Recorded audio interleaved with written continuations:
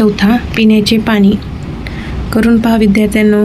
एका काचेच्या ग्लासामध्ये अर्ध्यापर्यंत पाणी घ्या.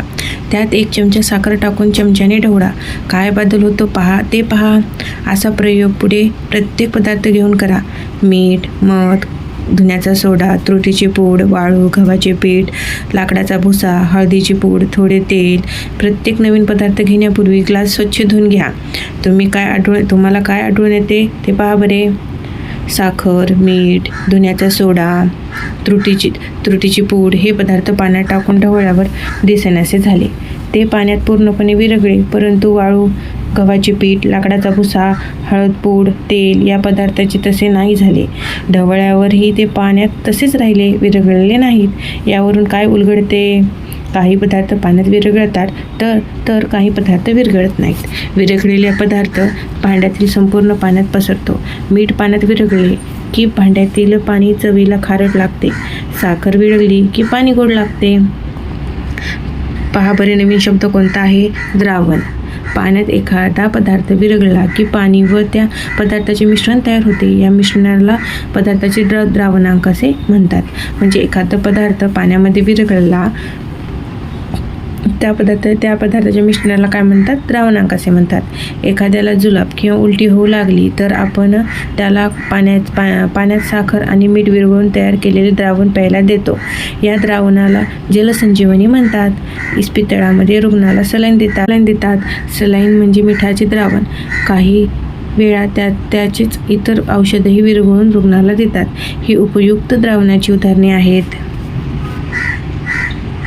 माहीत आहे का तुम्हाला? समुद्राचे पाणी चवीला खारट लागते कारण ते मिठाचे नैसर्गिक द्रावणच आहे. आपण समुद्राचे पाणी पिण्यासाठी वापरू शकत नाहीत. वेगवेगळ्या विहिरीच्या पाण्याला वेगवेगळी चवे असतात. ते कशामुळे? जमिनीतील काही पदार्थ पाण्यात विरघळतात, त्याची चव विहिरीच्या पाण्याला येते. पण पाण्यात काही विरघळले नसेल तर त्या पाण्याला चव लागते का? नाही. सोडा वॉटरच्या बाटलीचे झाकण काढले की एका वायूचे बुडबुडे भुसभुसे वर येतात. सोडा वॉटर बनवताना कार्बन डायऑक्साईड नावाचा वायू दाब देऊन पाण्यात विरघळलेला असतो.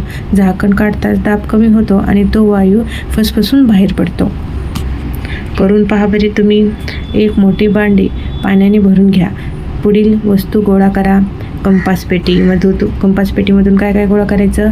प्लास्टिक स्केल, खोडरबर, पेन्सिलचा तुकडा, टोकन यंत्र, रबर बँड, कर्कट. घरातून काय घ्यायचं? स्टीलचा चमचा, प्लास्टिकचा छोटा चमचा, शेंगा, टरफडे, खिळा, स्क्रू, नाणे इत्यादी. बागेतून काय घ्यायचं? काड्या, खडे, पाने, माती इत्यादी वस्तू. यापैकी एक वस्तू पाण्यात टाकल्यावरती बुडते की तरंगते ते पहा. तुम्हाला काय आढळून आले? खोडरबर, टोकयंत्र, स्टीलचा चमचा, खिळा, स्क्रू, नाणे, माती, खडे या वस्तू बुडाल्या, पण इतर वस्तू तरंगल्या. यावरून काय उलगडते? काही वस्तू पाण्यात तरंगतात तर काही बुडतात. तरंगणाऱ्या वस्तू पाण्यापेक्षा हलक्या असतात व बुडणाऱ्या वस्तू पाण्यापेक्षा कशा असतात? जड असतात. करून पहा बरे हे. एका मोठ्या चिंचू पात्रामध्ये गढूळ पाणी घ्या.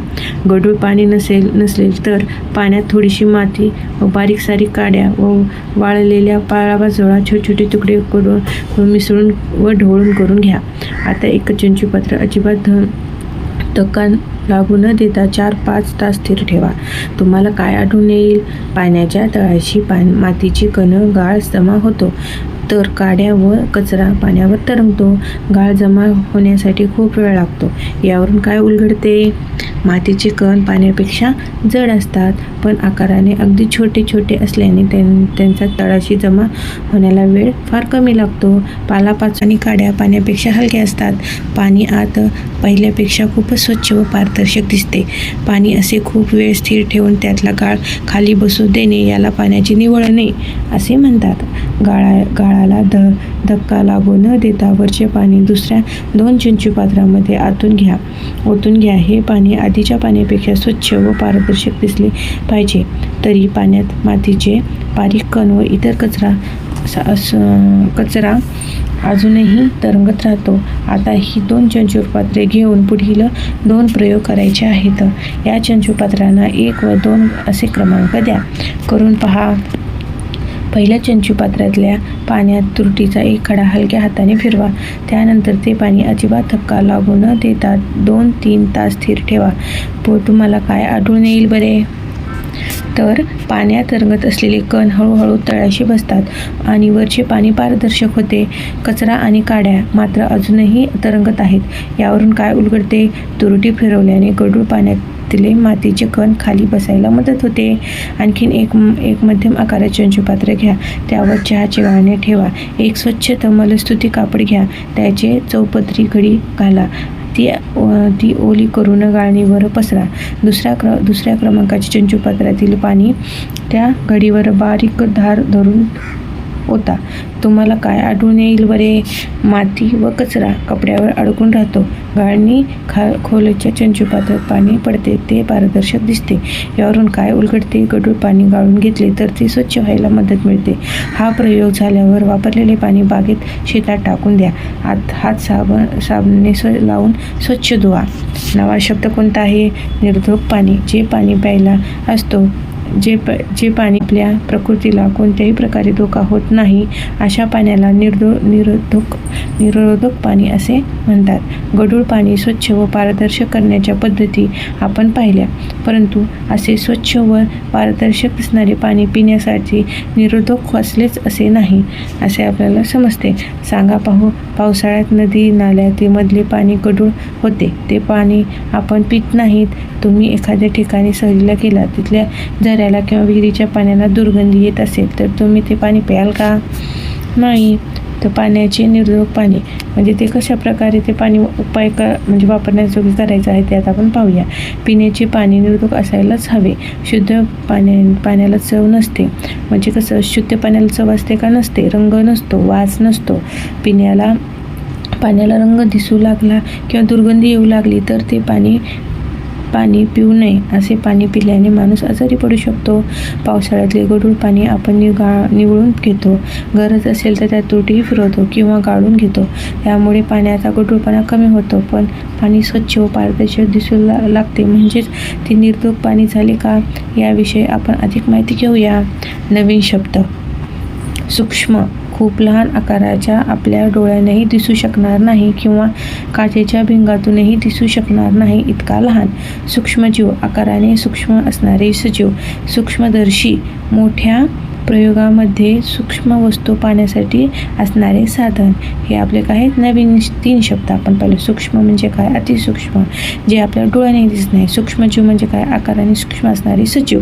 आणि सूक्ष्मदर्शी म्हणजे काय? एक साधन आहे जे आपण प्रयोगशाळेमध्ये वापरत असतो. माहिती आहे का तुम्हाला मित्रांनो? कणभर दही किंवा थेंबभर ताक घेऊन त्या काचेच्या पेटीवर ठेवा. ती पेटी सूक्ष्मदर्शीतून पाहिली तर आपल्याला त्यात सूक्ष्म आकाराचे सजीव दिसतात. हे सूक्ष्म दुधाच्या रूपात दह्यात करतात. ते आपल्याला उपयोगी असतात. पण सर्व सूक्ष्मजीव उपयोगी नसतात. काही सूक्ष्मजीव शरीरात गेले तर आपल्याला आजारही होऊ शकतो. अशा सूक्ष्मजीवांना अपायकारक सूक्ष्मजीव असेही म्हणतात. आपल्या सभोवताली अनेक प्रकारचे सूक्ष्मजीव असतात. ते माती, हवेत, पाण्यात, खडकावर कुठेही असू शकतात. अपायकारक सूक्ष्मजीव पाण्यात असेल तर ते डोळ्यांना दिसत नाहीत. असे सूक्ष्मजीव असणारे पाणी पारदर्शक दिसेल तर निर्धोक असेल का? अजिबातच नाही. पावसाळ्यामध्ये बरेच वेळा हगवण किंवा गॅस्ट्रोसारख्या रोगाची साथ येते. अशा वेळी पाणी निर्धोक करण्यासाठी निवळणे, गाळून घेतलेले पाणी उकळून घ्यायला हवेत.